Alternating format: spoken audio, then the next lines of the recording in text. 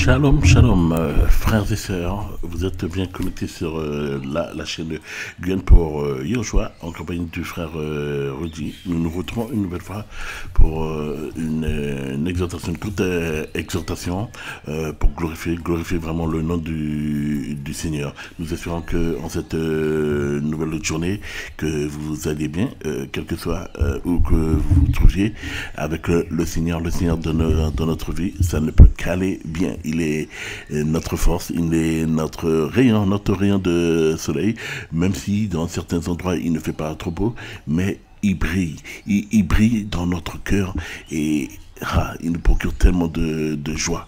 Oh, sois loué Père, merci Seigneur. Nous allons remettre tout de suite ce moment entre les mains du Seigneur afin qu'il puisse nous conduire. Père très saint, nous te louons. Merci Papa Yahweh, Seigneur, pour ce moment que nous te consacrons Seigneur.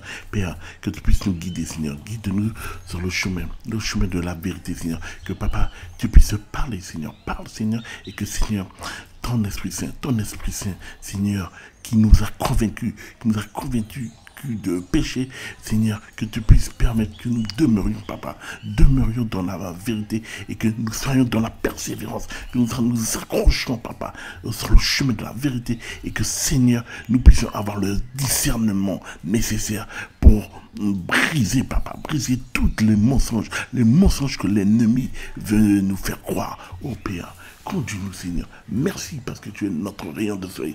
Merci parce que tu es la lumière qui illumine notre pas, illumine notre sentier. Père très saint, nous t'avons prié, ô Yoshua Hamashiach. Sois glorifié, Papa. Sois exalté pour le siècle des siècles. Honneur et gloire, ô Seigneur, à ton saint nom. Amen.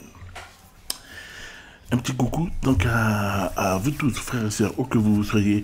Un petit coucou en Guyane. Nous saluons les communes de Ken, Rémy-Mandjouni, Matoury, Saint-Laurent. On salue nos confrères de la Guadeloupe, de la Martinique. On salue également la République dominicaine, très connectée, ainsi que Haïti, très connecté également en ce moment avec les États-Unis, le Canada. On salue donc nos frères et sœurs du côté de l'Afrique, notamment de la Côte d'Ivoire, du Cameroun, qui sont très connectés également. On salue nos frères et sœurs du côté de la France métropolitaine, notamment des villes de Lille. On salue Angers, on salue Le Mans, Paris et la région parisienne, et tous ceux qui sont connectés. Il y a tellement d'endroits qui sont connectés que nous pouvons citer tout le monde, mais sachez que nous pensons à vous tous et soyons unis frères dans la prière, soyons unis dans cette marche, soyons unis avec le Seigneur, marchons main dans la main avec le Seigneur, soyons obéissants et surtout laissons-nous guider par sa parole. Tout de suite, allez, entrons dans le vif du sujet. Je voulais juste rebondir sur une phrase qui il y a quelque temps qui a été sortie par le président de la République, Emmanuel Macron, qui parlait de la fin de l'abondance. Et le Seigneur, depuis quelques jours, me met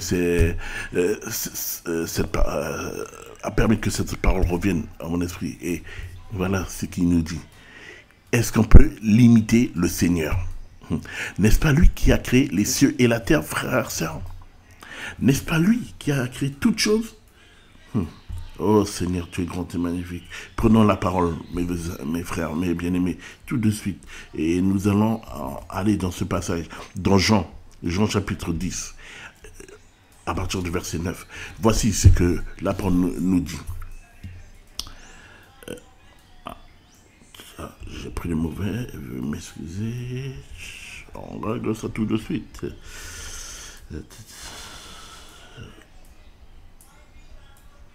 Voilà, Jean 10, on y est. Voici ce que la parole nous dit. Moi, je suis la porte. Si quelqu'un entre par moi, il sera sauvé. Il entrera et il sortira et il trouvera du pâturage. Petite pause, juste là. Le Seigneur te dit que si quelqu'un, il te dit premièrement qu'il est la porte. Il est la porte. Donc, passe par lui. Il faut passer par Yoshua. Attends-toi à Yoshua. Si quelqu'un entre par moi, il sera sauvé. La vie, si tu veux vivre éternellement, si tu veux être recevoir les bénédictions que le Seigneur a prévues pour toi, qu'il a réservées pour toi, il est la solution. Il est ta solution. Ne crains pas ce qu'un homme peut dire. Qu'est-ce qu'un homme peut te faire? Le Seigneur t'a fait une promesse. Si quelqu'un entre par moi, il sera sauvé. Il entrera et il sortira et il trouvera du pâturage. Tu trouveras du pâturage. Le Seigneur nous a fait une promesse qu'il ne nous abandonnera jamais. Amen. Le voleur ne vient que pour voler et tuer et détruire. Moi, je suis venu afin qu'elle ait la vie et qu'elle ait même en abondance. Il t'a dit, le Seigneur nous dit, le Seigneur nous parle, le Seigneur nous rappelle qu'il lui-même, c'est lui l'abondance. Yehoshua est l'abondance. Il a dit, le voleur ne vient que pour voler et tuer et détruire. N'est-ce pas ce qu'on on veut nous faire croire? Oui. Ouais, on nous dit que c'est la fin de l'abondance, qu'il n'y a pas, il n'y a plus assez de nourriture pour toute la population, pour la population mondiale, voilà. Le voleur ne vient que pour voler. Ils veulent garder tout pour eux. Moi, je suis venu afin qu'elles aient la vie et qu'elle ait même en abondance. En abondance.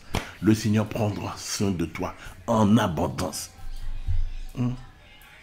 Il t'a dit que si quelqu'un entre par moi, il sera sauvé et il entrera, il sortira et il trouvera du pâturage.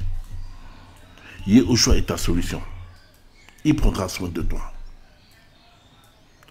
Il y a quelque temps de ça, mes bien-aimés, alors que j'étais en prière, le Seigneur m'a révélé, et je vais même parler carrément de confirmation, parce qu'à travers certains frères, il y a plusieurs frères qui ont témoigné de cela, et qui d'ailleurs ont mis déjà en œuvre cette vision que le Seigneur leur a donnée, et que moi-même que j'ai reçue. Mais il faut que nous revenions au précepte, au commencement. Travaillons la terre, soyons dans l'agriculture. Plantons. Ici, on a la possibilité de pouvoir planter des bananes, dachine, igname, patates douces, manioc, et bien d'autres encore. Plantez, frères et sœurs, plantez. Si vous avez un morceau de terre, n'ayez pas peur, allez planter. La terre appartient au Seigneur. Il a créé les cieux et la terre. La terre lui appartient. On vient vous parler de fin de l'abondance. Mais le Seigneur nous a tout donné. Le Seigneur nous a tout donné et il nous enseigne. Le Seigneur nous enseigne.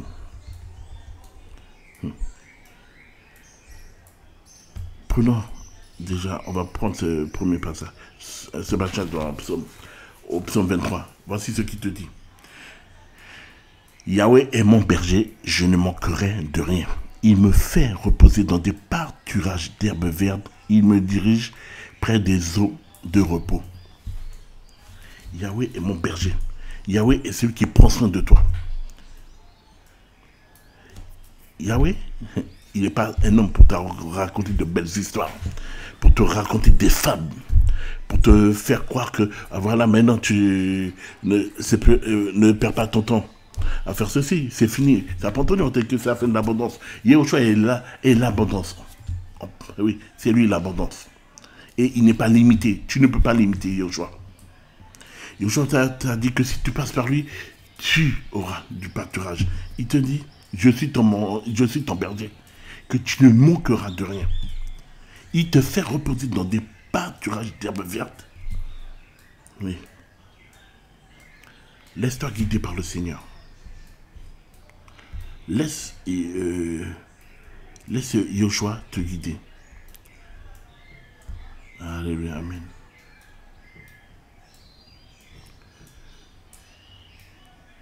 Et dans Psaume 32, On va prendre voilà, à partir du verset 6. C'est pourquoi tout fidèle te prie autant qu'il trouve. Même si les grandes eaux débordent, elles ne t'atteindront pas. Tu es ma couverture, tu me gardes de la détresse, tu m'environnes de cris harmonieux de délivrance. Je te rendrai intelligent, je t'enseignerai la voie dans laquelle tu dois marcher, je te guiderai de mon œil. Le Seigneur, c'est lui qui a mis les hommes sur la terre, et non pas le contraire.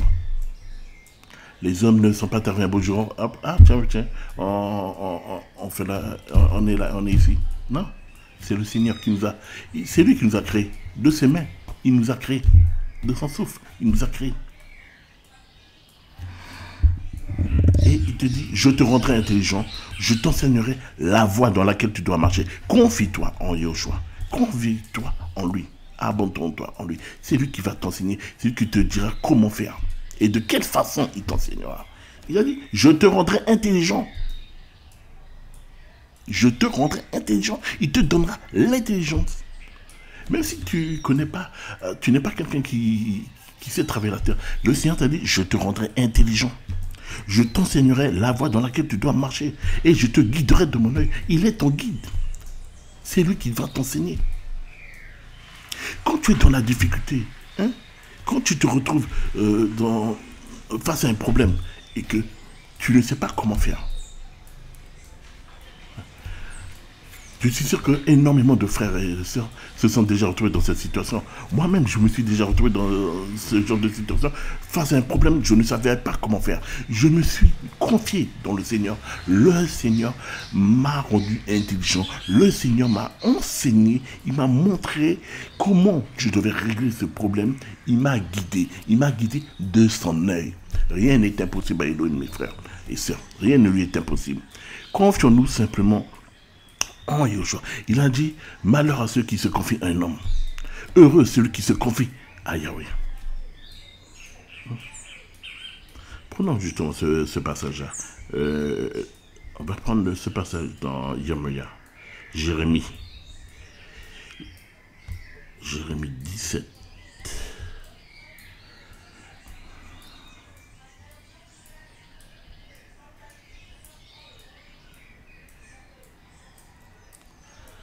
À partir du verset 5.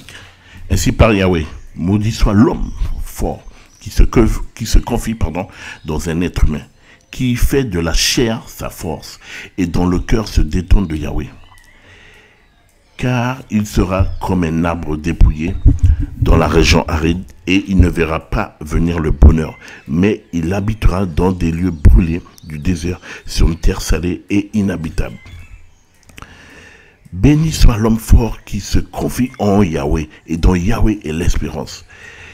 Car il sera comme un arbre planté près des eaux et qui étend ses racines le long d'une eau courante. Quand la chaleur viendra, il ne s'en apercevra pas et sa feuille restera verte. Il ne sera pas en peine dans l'année de la sécheresse et ne cessera de porter du fruit. Amen. Le Seigneur te dit qu'il te bénira. Si tu te confies en lui, il te bénira. Il prendra soin de toi. Il te comblera. Tu seras dans l'abondance. Tu vois bien que si tu es en Yahushua, tu n'es pas concerné par ce que les hommes t'ont dit, ce que l'homme dit. L'homme parle de la fin de l'abondance. Le Seigneur te dit que je suis l'abondance. Donc confie-toi en moi. Viens à moi et je te comblerai. Tu auras de verts pâturages, tu ne manqueras de rien. C'est celui qui a parlé au commencement, c'est le même qui parle pour l'éternité. Oui, confions-nous simplement en la parole de Yahushua. Abandonnons-nous à Yahushua. Attendons-nous à Yahushua. Alléluia. Hébreux, chapitre 13. Verset 5. Que votre façon de vivre ne soit pas attirée par l'argent. Soyez contents de ce que vous avez présentement. Car lui-même a dit, je ne te délaisserai jamais et je ne t'abandonnerai jamais. Sa parole est oui et amen. Ce qu'il a dit, c'est la vérité. Car il est la vérité. On veut essayer de nous effrayer, frères et sœurs. On veut essayer de nous inquiéter. nous faire rentrer dans un climat de peur. Mais quand nous nous attendons à Yahushua, quand nous vivons pour Yahushua et par Yahushua, ce mot-là, peur, ce mot-là, le mot crainte, peur, inquiétude, on ne connaît pas ça avec Yahushua. Parce qu'il est notre paix, il est notre force, il est notre lumière. Il nous a dit, hein, je te rendrai intelligent.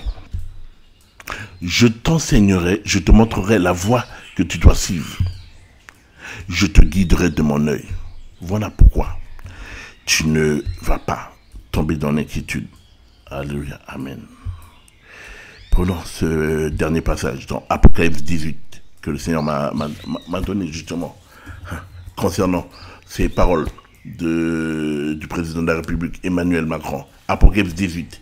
Et après ces choses, je vis un autre ange descendant du ciel, ayant une grande autorité, et la terre fut illuminée de sa gloire. Et il cria avec force une grande voix, disant, elle est tombée, Babel la grande, et elle est devenue une demeure de démons, et une prison pour tout esprit impur, et une prison pour tout oiseau impur et détesté. Parce que toutes les nations ont bu du vin de la colère de sa relation sexuelle illicite, et les rois de la terre se sont prostitués avec elle.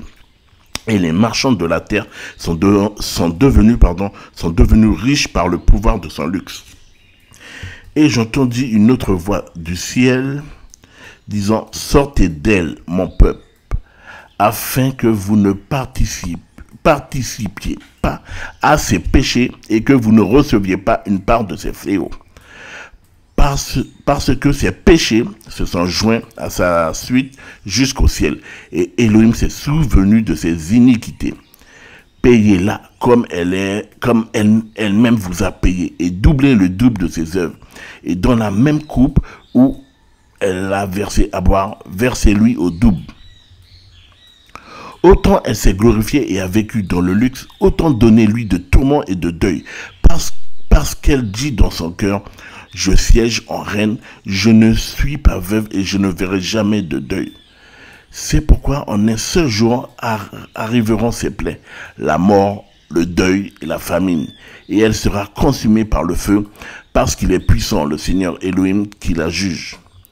Et les rois de la terre qui se sont prostitués avec elle et qui ont vécu dans le luxe, pleureront et se frapperont la poitrine de chagrin à son sujet quand ils verront la fumée de son embrasement, se tenant à distance par crainte de son tourment, et ils diront, malheur, malheur, Babel la grande, la ville forte, parce qu'en une heure, ton jugement est venu. Et les marchands de la terre aussi pleurent et sont dans le deuil à son sujet, parce que plus personne n'achète leurs marchandises d'or et d'argent, et de pierres précieuses, de perles, et de fin lin, et de pourpre, et de soie, et d'écarlate, et de toutes sortes de bois, de senteurs, et de toutes sortes d'objets en ivoire, et en bois très précieux, et en cuivre, et en fer, et en marbre, et de cinnamome, et d'encens, et de baume, et de l'arbre à encens, et de vin, et d'huile, et de fine farine, et de blé, et de bêtes, et de brebis, et de chevaux, et de chars, et de corps, et d'âmes humaines. Et le fruit mûr du désir de ton âme s'en est allé loin de toi. Et toutes les choses qui appartiennent à un somptueux et délicat style de vie et les choses magnifiques se sont éloignées de toi et tu ne les trouveras plus jamais. Les marchands de ces choses qui sont devenus riches par elles se tiendront à distance par crainte de son tourment. Ils pleureront et seront dans le deuil et disant, malheur, malheur, la grande ville qui était vêtue de fin lin et de pourpre et d'écarlate, et qui était parée d'or et ornée de pierres précieuses et de perles, parce qu'en une heure, une richesse si grande a été dévastée. Et tous les maîtres de navigation, aussi tous ceux qui naviguent vers ce lieu, tous les marins et tous ceux qui exploitent la mer se tenaient à distance. Et en voyant la fumée de son embrasement, ils s'écriaient en disant, quelle ville était semblable à cette grande ville? Et ils se jetaient de la poussière sur leur tête, pleurant et étant dans le deuil, et ils disaient, malheur, malheur. La grande ville dans laquelle sont devenus riches par son opulence, et tous ceux qui ont des navires sur la terre, parce qu'en une heure, elle a été réduite en désert. Ciel, régis-toi à cause d'elle, et vous aussi, saints apôtres et prophètes, parce qu'Élohim a exercé son jugement sur elle à cause de vous.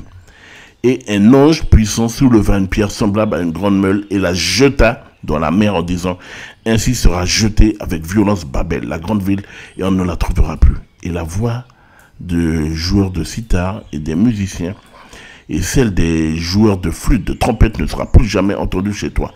Et aucun artisan de quelque métier que ce soit ne s'y trouvera plus jamais. Et le bruit de la meule n'y sera plus jamais entendu. Et la lumière de la lampe ne brillera plus jamais, jamais entendue. Et la lumière de la lampe ne brillera plus jamais chez toi. Et la voix de l'époux et de l'épouse ne sera plus jamais entendue. Parce que tes marchands étaient des princes de la terre. Parce que par ta sorcellerie, de toutes les nations ont été égarées.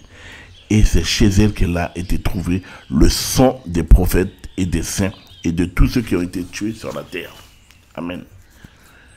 C'est leur système qui est en train de s'effondrer. Leur système qu'ils ont monté, qui est en train de s'effondrer petit à petit. Et tous ceux qui se sont enrichis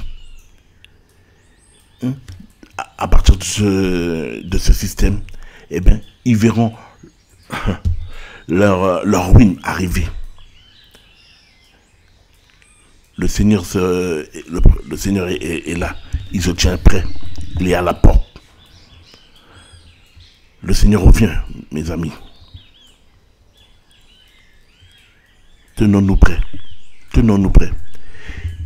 Il n'est plus temps de rester attaché à des paroles. Les véritables fables, eh ben, c'est ceux qui les racontent en fait. C'est les hommes qui parlent juste pour faire du bien à leur chair, voilà. Attendons-nous au Seigneur. Attendons-nous à Yahushua. Yahushua est ta réponse. Yahushua est la réponse à tes questions. Il est la solution. Ne t'attache pas à cette pensée de la fin de l'abondance. Yahushua est l'abondance. Soyez tous bénis. Demeurez fortifiés, frères et sœurs. À très bientôt sur Garde pour Yahushua.